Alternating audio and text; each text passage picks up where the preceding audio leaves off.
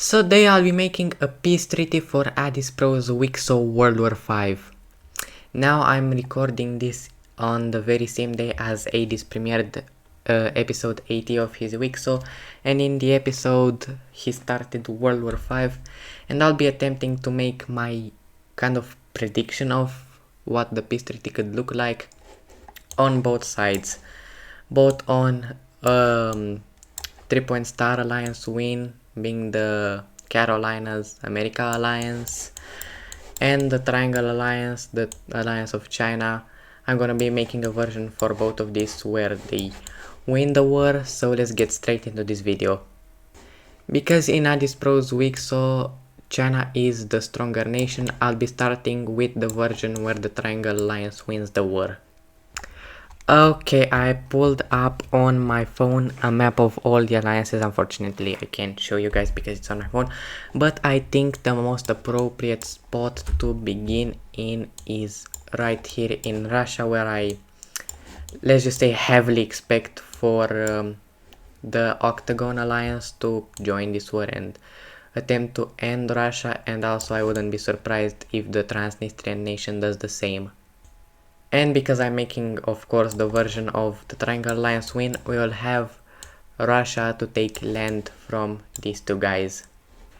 In the first part of this peace treaty, we will have the Russian Empire annex Poland, and then they will take a lot of territories from the Transnistrian nation, Ukraine, and going over to Pink Kazakhstan, they'll also take a lot of land from there. And now this is the current size and the current map of the Russian Empire, but this is not the entire split, because we'll have what I personally think will be a triangle aligned farmers union take the rest of Transnistria and their former territories from Ukraine. And hold on a second, why did I put a purple border? Well, whenever you see a purple border, it means that we'll have a return of the old empire. I mean, I wouldn't be surprised if Adizz will try to like make another version of this empire once again in Wicso, as I mean it's the most influential empire in his Wicso, so it makes sense to like bring it back. But like, I'm not sure if he would do that, but I mean, my scenario, my rules kind of thing. And I mean, yeah, I felt like doing this, let's just say that. Now about Greece, I'm kind of debating what would happen with them. One part of me is telling that they will join the 3-point stars, one part of me is telling them that they will stay neutral. But for this video, we'll assume that they will join the 3-point stars, so they will also end up getting swallowed by the old empire and all their allies. Also, the Farmers Union will retake its claim in Greece while also taking the Orange Bulgarian nation. And I mean, this is mostly because I'm assuming that the Orange Bulgarian nation will join alongside Greece. So yeah, now that's that, and they ain't resisting the Farmers Union, let's be honest. Now, going over to Rome, this is a very interesting topic because I have a slight feeling that they might stay neutral in this war, but also that maybe they might join the Triangle Alliance, basically due to the fact that they have lost the Italian nations that were once part of the Italian Union, and basically all of the allies of the Italian Union are part in the 3-point star alliance, so it's not really that hard to assume that they would also join and that would lead to them losing. But I don't really see any of these nations here in the Italian peninsula and with Rome joining, and that's because the Roman Civil War wasn't a very long time ago, you know, like from like World War 5, the start of World War 5 to like the Roman Civil War, it was like maybe like a decade. So I don't think these nations are like rather strong or powerful and in the power to fight a world war. So for this video, I'm gonna say that all these nations here into Rome will stay neutral. Okay, this took me like 10 minutes to draw, but actually more than 10 minutes, like 20 minutes, but I have drawn the rest of Africa and Europe, and now we are gonna break it all down. Going here in the north, we will begin where we are gonna have an old familiar face return, and this is the Swedish nation. It has been gone for a very long time, but now it is back independent from the American aligned Norway. Germany will lose their Austrian part in there, right in here, that they have gained from the war with Rome. Now it's independent again and separated from them. Going over to Ireland, they have gained a lot of land in this war. They will take over the entirety of Brittany from France and all of this Normandy coast from the Dutch team. Now they control the entire English Channel and they are way more powerful. And this isn't even all for the Dutch team, as now they will also lose their northern French claims with a new nation in here being formed. And now the Dutch Empire, dang. It's not an empire. No joke, I made it so small. I really punished the Dutch very hard, but I mean, they lost 2 world wars in a row, so just ask Persindia what happens when you lose 2 world wars in a row. But yeah, this does it for the punishing for the Dutch. They have lost 90% of their nation. And now we'll go to Iberia, where there's a lot of lines that I'll have to talk about. Never thought I'd be talking about lines. But in the remaining areas of France and into Catalonia, we'll have these nations being punished, with a new nation in France formed in here, and also Catalonia will lose a bit of land in here, including this southern Spanish Isle. Yes, Catalonia is very small, and now they are even smaller, but in compensation, which will have to do with Carolina, which we will talk a bit later, but we are gonna have them in compensation get this island back. But this doesn't help that they are still a very, very small nation. Going now into the core of Iberia, we'll have the Leon nation from a very long time ago, from like the Great Mediterranean War, episode 13. It has come back right here, very nice. It's now back after years, after like 1000 years. But this doesn't do it for the punishing of Iberia, as now they'll also lose this Portuguese land in here.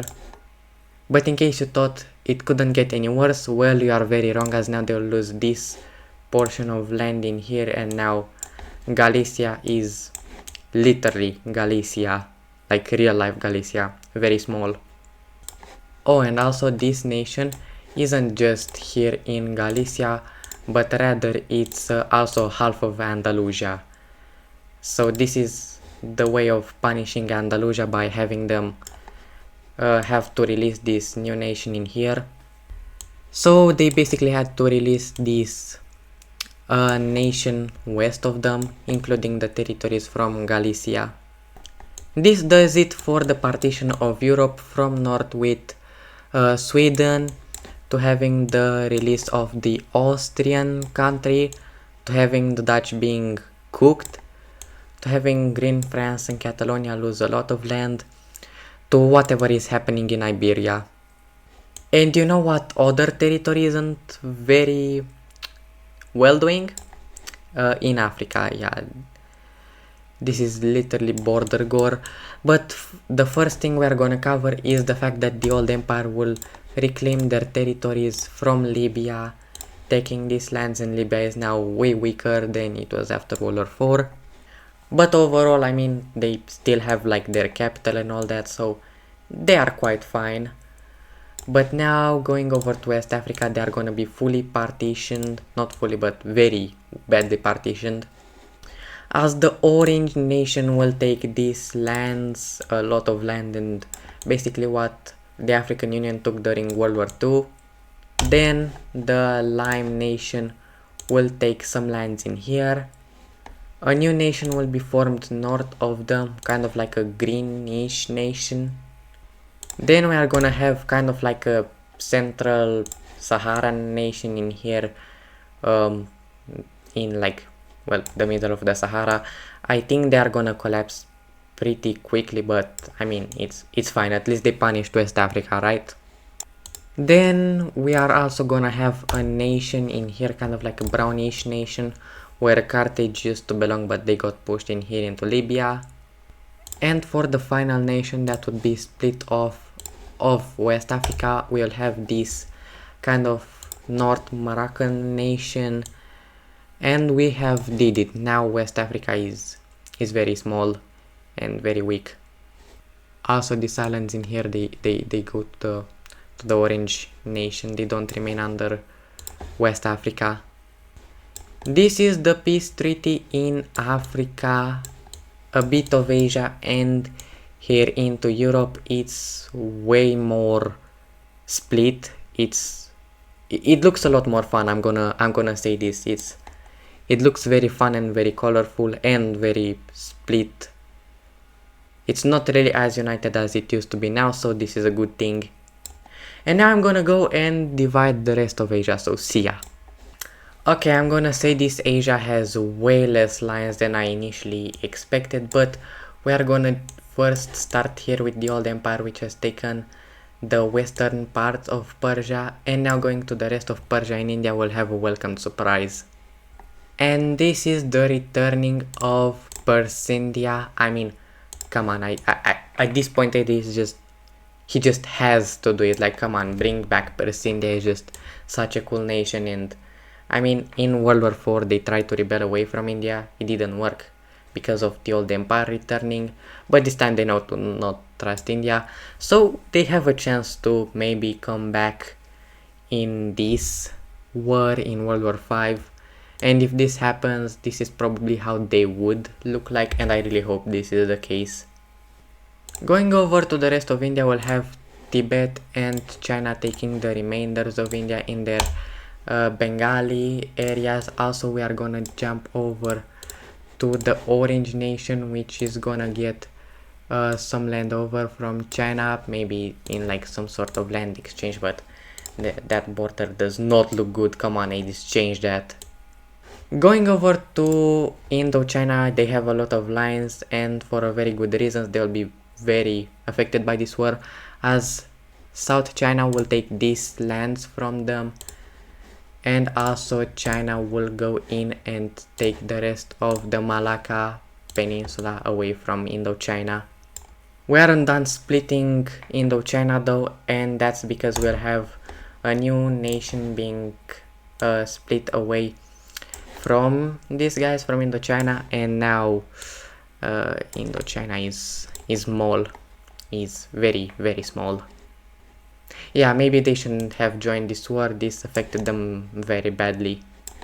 But jumping over to Korea, we'll see that the North Korean parts will be annexed by the Pink Amur nation, and also the North Japanese nation will take some land from South Japan. Also, they will take a few of their islands in here.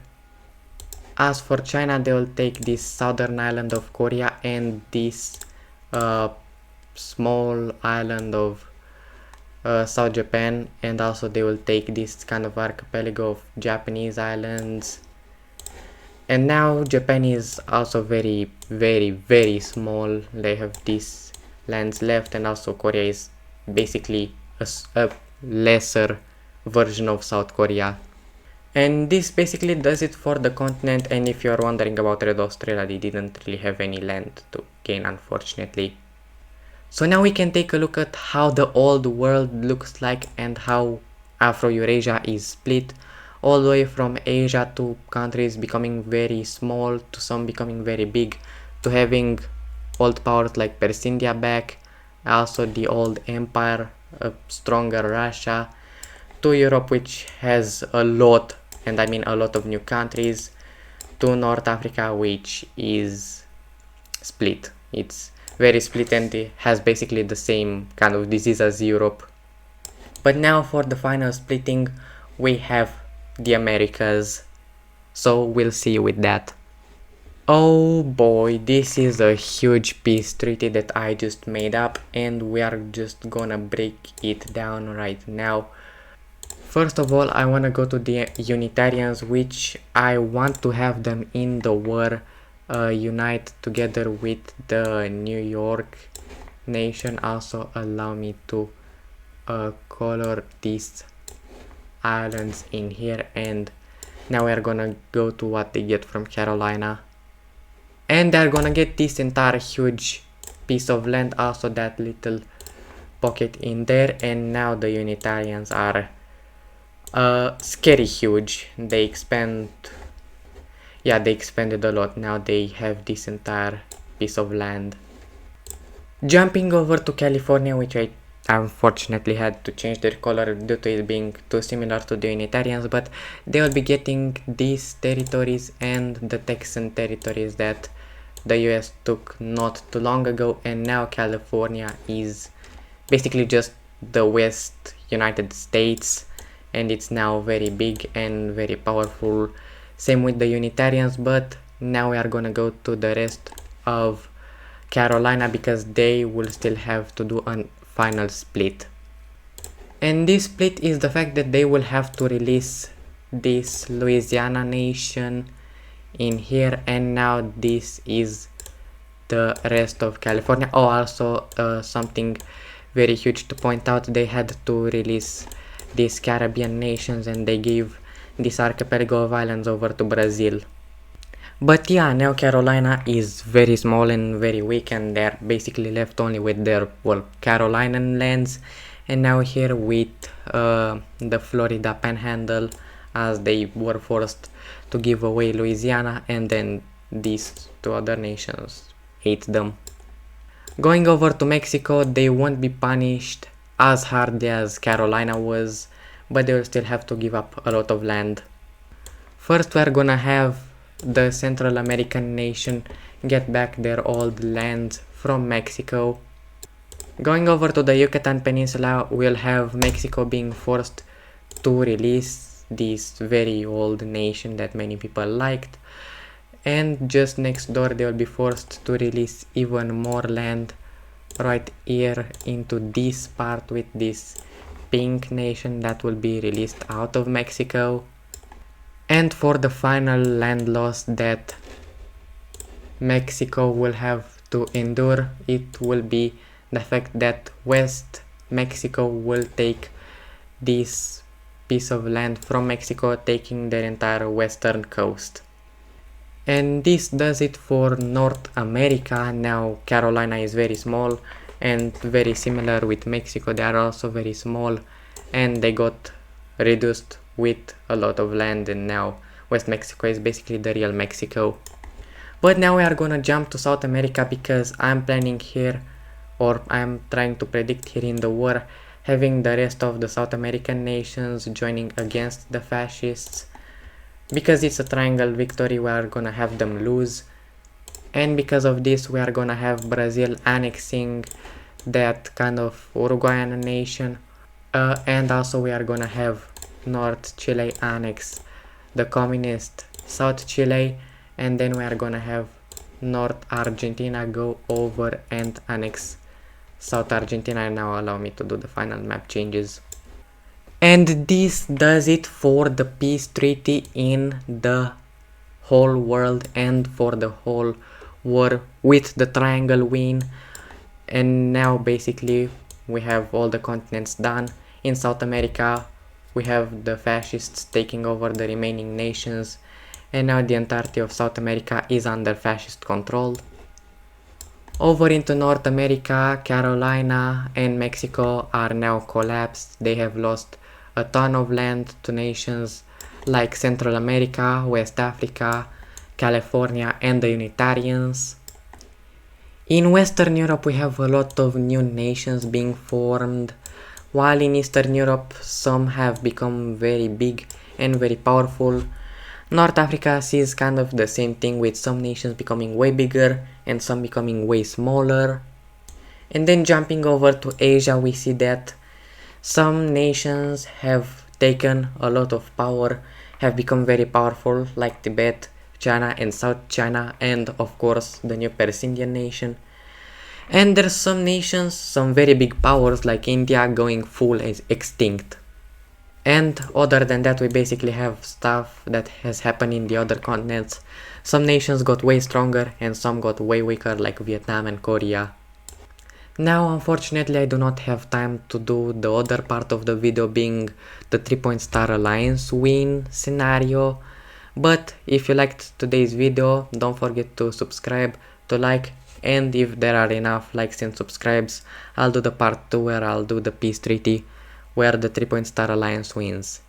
So that will do it for today's video. I hope you liked it and I hope to see you in the next one. Goodbye.